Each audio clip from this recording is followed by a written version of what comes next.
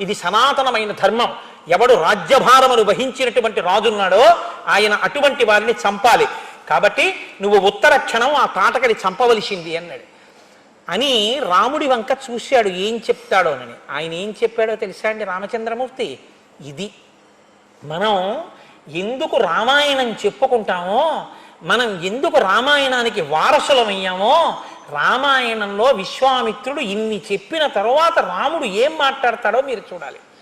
ఏమంటే మీరు చెప్తే మాత్రం నేను ఇప్పటి వరకు ఎవరిని చంపలేదు, ఇదే బోణి, మొదలు పెడుతూనే ఆడదాన్ని చంపడం ఏమిటి, నేను ఇంకా మా నాన్నగారికి వాళ్ళకి ఓసారి సెల్లో మాట్లాడితే కానీ చంపడం కుదరదు, మీరు చెప్పారని చంపేలేను, ఏమో మీరు చెప్పింది నిజమో కాదో అన్నాడు అనుకోండి. ఇంకెందుకు గురుత్వం? బలామతి బలాం స్తదా మంత్రగ్రామం గృహాణత్వం అంటూ ఆ మంత్రాలన్నీ ఇవ్వడం ఎందుకు?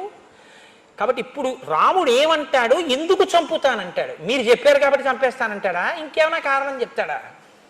ఎంత గొప్పగా మాట్లాడతాడో చూడండి. పితుర్వచన నిర్దేశాత్ పితుర్వచన గౌరవాత్ వచనం కౌశికస్యేతి కర్తవ్యం అవిశంకయా అనుశిష్టోస్మ్యయోధ్యాయాం గురు మధ్యే మహాత్మన పిత్రా దశరథేనాహం ఆవజ్ఞేయం హి తద్వచః గోబ్రాహ్మణ హితార్థాయ దేశస్యాస్య సుఖాయ చ తవ చైనా ప్రమేయస్య వచనం కర్తుముద్యతః.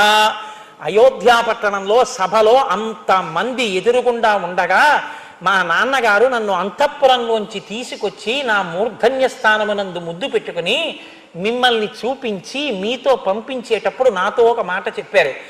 ఈయన మహానుభావుడు, ఈయన ఆజ్ఞ అనుల్లంఘనీయము, ఈయన చెప్పిన మాట అతిక్రమించకూడదు రామా, ఈయన వెంట వెళ్ళని చెప్పారు. నేను మనుష్యుడను, నా మొదటి ధర్మం పుత్రధర్మం. మా నాన్నగారు నన్ను పంపించినప్పుడు మీరు ఏం చెప్తే అది చెయ్యమని చెప్పారు. కాబట్టి పితుర్వచన నిర్దేశాత్ పితుర్వచన కారణాత్, మా నాన్నగారు చెప్పారు కాబట్టి చంపేస్తానన్నాడు. ఇది తండ్రికి ఇచ్చిన గౌరవం. దీనికి మనం వారసులం. అటువంటి వారసత్వం ఉన్నటువంటి జాతిలో నాన్నగారు మీరు నాకు పిల్లను చూడడం ఏమిటి అని అడిగినటువంటి డైలాగు రాయడం ఎంత దారుణమో మీరు ఆలోచించండి. మన పిల్లలకి అటువంటివి తీసుకొచ్చి కేబుల్ టీవీకి 200 కట్టి చూపించి పాడు చేసి విషవృక్షాలను తయారు చేసుకున్న సంస్కృతికి దిగజారిపోయి మనం ఇవాళ ఎంత ఘోరాపచారం చేస్తున్నామో విద్యులు మీరు బాగా ఆలోచించండి.